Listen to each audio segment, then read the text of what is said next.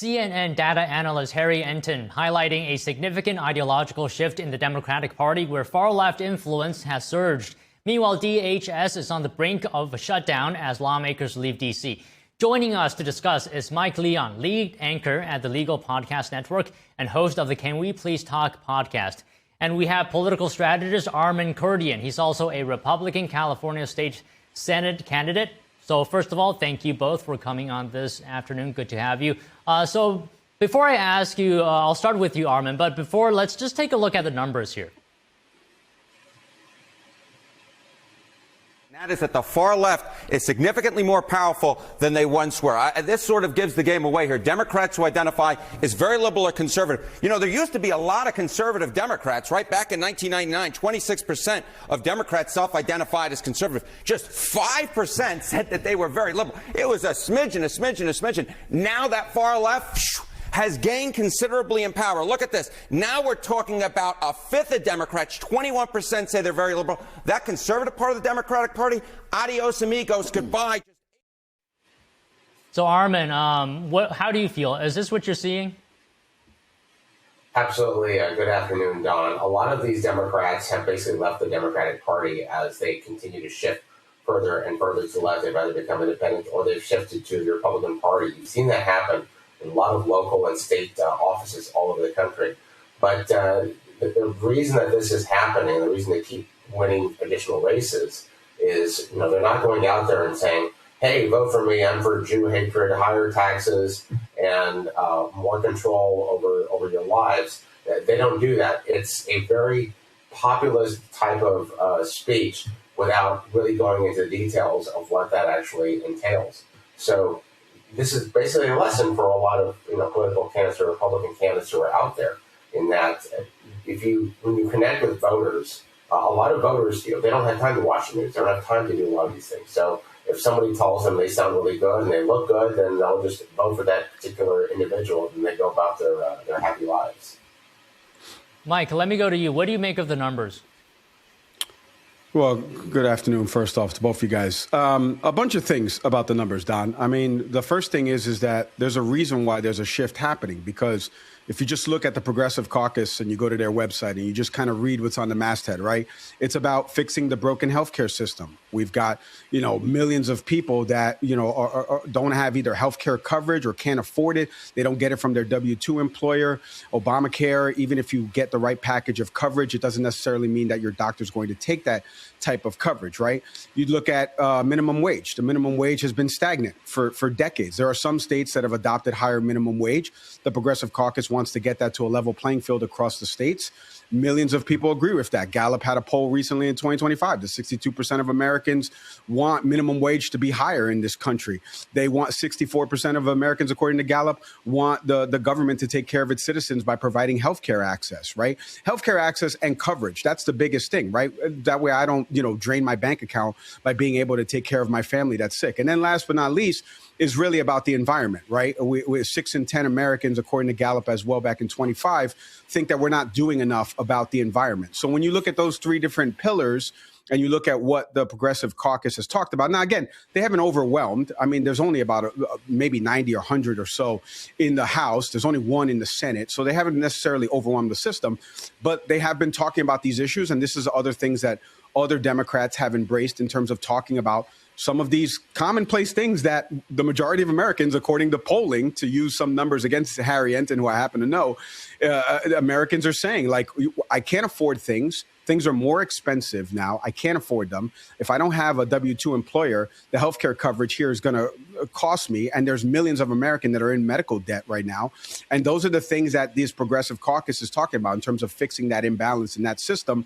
And I think moderate Democrats and I think Republicans as well that are running for office have to either the moderate Democrats have to choose if they want to start to embrace some of those things, and the Republicans have to figure out how to counter that message. So, Armen, what is your response to what Mike just said? Yeah, if you look at the welfare state and social spending in the country over the last 34 years, every year it has been growing as a proportion of the federal budget. It's been growing faster than inflation. All of the entitlement programs, additional programs that are put in by Congress, John Boehner said it best, once you put in an entitlement program or benefit, it's never going away. And fascinatingly, as more and more of this kind of public, state, and local money is farmed out in these kinds of programs and more of this kind of control, the further left the Democratic Party seems to go, because there's simply no end to their insatiable desire to plunder from the public treasury in order to garner votes. Let's look at here in the state of California. We talked about minimum wage. So the state legislature put in a $20 minimum wage, and independent studies show that costs over 22,000 Californians their job. This is having very serious, deleterious impact on people who simply can't afford that. California is a harbor of far-left progressivism, and we have the highest unemployment of any state in the entire country. And now we also have the lowest public school enrollment since 1990. And all of these things are hallmarks of the far left. Republicans need to do a better job of connecting with voters and explaining a lot of these things. But let's talk about healthcare at the same time. The healthcare system is broken. It's taking longer and longer for people to get care, despite the fact that more money is put in there because competition isn't a factor. Everything is transactional. You don't share medical records, so there is some definite room to improve. But as someone who was did a lot of program management, project management in the U.S. Navy, I can tell you unequivocally that one of the last things you should look at in terms of process improvement is how much more money should I throw at this problem in order to solve it. Another good example is homelessness spending here in the state of California. $24 billion of it went out. No outcome-based measures. Nothing to show what was actually working and what wasn't working before money was spent in a lot of these programs. And the people who are needed to support are the ones suffering the most. Okay. So Mike, in your view, can you contrast for us how the American people view the Democratic Party now compared to, let's say, 10 years or more ago? Well, I mean, it's definitely different. I mean, if you just look at who I had on my show this week, Don, I had Senator Ruben Gallego, right? Senator Ruben Gallego I would consider him more of a moderate Democrat from the state of Arizona. He's a guy who served in this nation's military. He has not talked about abolishing ICE. He has talked about reforming ICE and the way ICE is supposed to be, implementing the laws and executing some of these things, right, in terms of the targeted and enforcement and following administrative versus judicial warrants. So I think that's a different position besides other candidates. Let's just look at Representative Seth Moulton in Massachusetts, who's running for the Senate seat out there to replace Ed Markey. He, wants to call for abolishing of ICE, right? So those are two different type of views and styles. I think from the Obama days to what it is now, I think there's a little bit of a change. It depends, again, across what state you're looking at, what race you're looking at. But I think that the left wing, the super progressive wing of the party, has still had a little bit of outliers and hasn't had the breakout success. And again, I'm going based on their website. I can, if somebody puts their information forward, and not only that, I've heard these people speak before, Zohran Mamdani as an outlier. I know he's a democratic socialist, but the similar AOC mentality of things like that. It's like, I agree with Armen's overall point. It's like, we're allocating these big programs, they get bloated, and then they don't achieve the goals that they're supposed to achieve.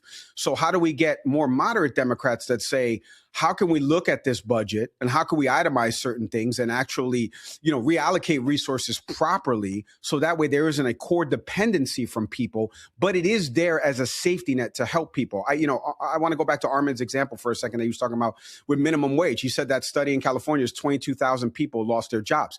There's 39 million people that live below the poverty. He's talking about thousands. I'm talking about millions. So that's a cost benefit analysis that has to be done because there are people that are making $7.25 an hour. And you can't live off $7.25 an hour when things are getting more expensive, Don. And the last thing I'll say is there's a video that's gone viral of a Boy Meets World episode. I know it's stupid, but of Topanga and Corey trying to buy a house in 1999. Somebody jumps in and remixes the video, and they look at the dollar amounts of $80,000 that they were trying to pay back then to what housing costs is right now on average nationwide are. It's $265,000. So in terms of down payment and how much of your gross monthly income you're spending, when you were spending 28% before, now you're spending 41%. When your wages are flat, how are you supposed to afford housing? So that's what we're talking about. We have to provide those things, and the Progressive Party is talking about it. But to Armen's point, maybe they're not actually giving you the full end-to-end solve. They're just talking about it, and that's what's kind of resonating with voters right now. Okay, so Armen, I want to bring up a clip here of Senator John Fetterman discussing some of the differences between the left and right. This is from a while ago, but just take a look. Right would say really rough things and names. Some names I won't repeat on TV, but the on the left it was like they want me to die, or that we're cheering for your next stroke, or that's terrible that depression won. Why couldn't the depression won? So just on what he said, what Fetterman said, Armen, your comments. Well, there's a textbook definition of fascism when you're actively trying to silence the other side, especially when you're using violence. And you see this happening a lot. And you see this, the attempted assassinations of a lot of conservative folks. And I'm not saying that there isn't any violence on the side of the right, but it is certainly coming from the left. But, we all have to remember, and it's going to require the Democratic Party also to put their house in order in the sense of that this is not helpful. This is not helping anything. Putting a lot of these, like, for example, let's talk about ICE, as examples brought up, putting a lot of these local citizens into harm's way when elected leaders are saying, go out there, resist, get in their faces, stand in the way. It's getting these people killed. It's getting them hurt. It's getting a lot of them with felony arrests. This is something they're going to have on their record because of this. And this is simply not helpful. It doesn't help their cause. It makes them look really, really bad instead of trying to actually, resolve the issue. If we could just get a lot of Democrats to say, okay, we will turn over these hardened criminals that ICE is asking for, and none of this would actually be happening. So, a lot of this is a problem of their own making, and it's truly unfortunate. But it is a very bad optic. But at the same time, for Republicans, if you splash this all over your mailers or all over your digital media, social media, you're going to rile up your base. Certainly, that's going to help you in that sense. But the folks in the middle are the ones who are being lost, and they're the ones that you need to make that connection with. You need to take a couple of good talking points in terms of the cost of living, in terms of housing, in terms of job availability at all levels. Highly skilled union labor or minimum wage jobs, improving small business, which employs half the people in the state of California. That kind of messaging is really what resonates with a large majority of voters. We're talking about what we're seeing on TV because it makes good TV. But the folks in the middle who don't have time to watch the news really are not as political. A lot of them are getting lost, and they feel like people aren't necessarily listening to them. Okay. So Mike, let me get your response to what Fetterman said, that the right, you get name calling on the left. Fetterman described calls for death. Yeah, well, I mean, the old adage is right, sticks and stones may break my bones, right? But we know how that ends there. But I would say, first off, I saw somebody recently post this on Twitter. When you decide to go into public space in the public domain, people are watching us right now. Armen could get some hate, tweets. I could get some hate tweets. I have gotten, after leaving NTD, some people in my inbox. Yeah, either come on TV and expect that or don't. Unfortunately, that comes with the territory. I'm not condoning it. Unfortunately, that does come with the territory. The one thing I will say is, and I'm glad Armen kind of zoomed out a little bit and did some introspective there with respect to the Republican Party, because I'm not absolving the Democratic Party at all. But the Cato Institute did, a survey on this with political violence over, not a survey, excuse me. They released some data since 1979, excluding 2001 and the 9/11 attacks that happened back in New York, of how many incidents of political target violence happen in this country, right? And it's 5 times the amount on the right, but there has been a lot of instances that have been happening on the left.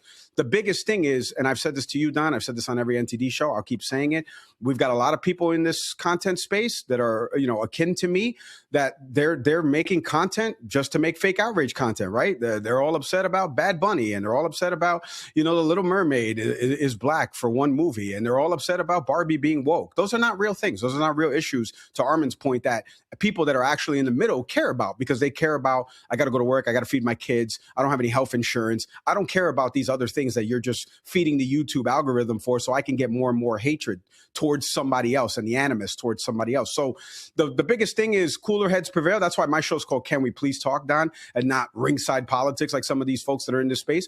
I do want people to talk, and we have to have respectful dialogue and come together on the issues. Just like I asked Senator Gallego, where's that balancing act and that dichotomy between enforcing the laws that are on on the books, but understanding that 2 American citizens were killed, right? It means Kristi Noem not going out there and labeling, Renee Good a domestic terrorist when she had no information about her. It takes that, but also takes Jacob Frey going out there and saying, hey, you can peacefully protest. Don't get in their way if they're carrying out a lawful operation. You can do both things at once. You can walk and chew gum. Unfortunately, we have a lot of people that make money saying that you can't walk and chew gum and that the sky is green and the sun is red and get mad at the other side. And that's why why we're in the positions that we're in today. Okay, just a little bit of time left. I want to squeeze in one more question to each of you about DHS funding. So real quick, Armen, do you think, where should Republicans stand on demands like removing face masks on the DHS funding issue? Well, in terms of face masks, because of what we've seen in terms of the doxing and the public threats against the law enforcement officers, they need to keep their masks on. I understand and understand how that may seem authoritarian, masked law enforcement officers, but the fact is that they're being threatened, and this needs to actually stop. Look, all of this could end with proper cooperation between local authorities and ICE to remove these individuals who already have court orders and administrative warrants to have them removed from this country. If you are in this country illegally, if you don't have the same rights as a U.S. citizen. I mean, obviously the Constitution is there, but if ICE needs to remove you and you are not legally allowed to be an authority, then you need to be removed. I would love to see greater immigration. Go ahead. Oh, right. Okay, Mike, can I get your final thoughts? Yeah, no, and I'll piggyback. We do need cooperation from local and state leaders. The rhetoric needs to tone down on both sides. I'm not in favor of the mask unless they have some form of identification, which they don't currently have right now. They don't have body cams deployed. That needs to be part of it. That's what Senator Gallego and other Democrats I've talked to about this funding bill. The ICE needs to be reformed, and it needs to be reformed to follow the laws that are on the books. You want to enforce the laws on the books? You got to follow the laws that are on those same books. Okay, thank you both of you for speaking with us today. Thank you. Thank you.